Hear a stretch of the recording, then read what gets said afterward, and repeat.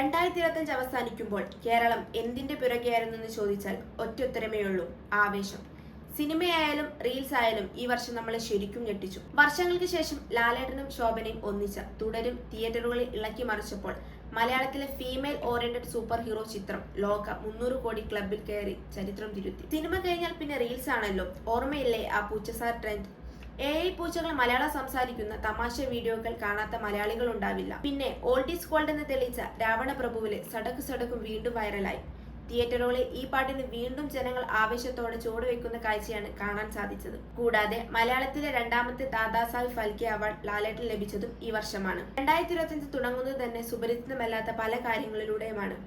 ഗോപൻ സ്വാമിയുടെ സമാധിയിൽ തുടങ്ങിയ വർഷം ഉണ്ണികൃഷ്ണൻ പോറ്റിയ വിവാദത്തിലെ പോറ്റിയെ കേറ്റിയെ എന്ന ഗാനത്തിലാണ് അവസാനിക്കുന്നത്. മലയാളികളെ ഞെട്ടിച്ചുകൊണ്ട് ഏകദേശം 1 ലക്ഷത്തോളം റെക്കോർഡ് വിലയുമായി സ്വർണം മുന്നോട്ട് കുതിക്കുകയാണ്. രാഷ്ട്രീയ വാക്പോരിന് തിരികൊളുത്തിയ ദേശീയപാത തകർന്നടിഞ്ഞ സംഭവം ഉണ്ടായതും ഈ വർഷമാണ്. 2025 മറ്റൊരു പ്രധാനപ്പെട്ട സംഭവം തദ്ദേശ തിരഞ്ഞെടുപ്പാണ്.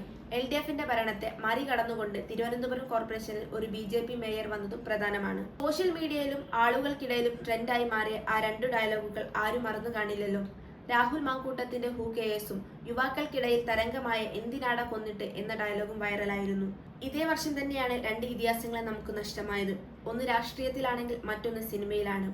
കേരളത്തിന്റെ മുൻ മുഖ്യമന്ത്രിയും വിപ്ലവ നേതാവുമായ VSനെയും മലയാള സിനിമയുടെ കാലഘട്ടത്തിന്റെ അടയാളമായ ശ്രീനിവാസനെയുമാണ് മലയാളികൾക്ക് നഷ്ടമായത്. ഈ വർഷത്തെ കേരളത്തിന്റെ വലിയ നേട്ടം എടുത്തു നോക്കിയാൽ നവംബർ 1 ഇന്ത്യയിലെ അതിദാരിദ്ര്യ വിമുക്ത സംസ്ഥാനമായി കേരളത്തെ പ്രഖ്യാപിച്ചതാണ്. 2025 അവസാനിക്കുന്നത് നിവിൻ പോളിയുടെ മാസ്മരിക തിരിച്ചുവരവോടുകൂടിയാണ്. അപ്പോൾ 2025 ടാറ്റ പറയാം. ഇതിലും വലിയ ട്രെൻഡിങ്ങുകളുമായി 2026 വരുന്നു. Stay tuned.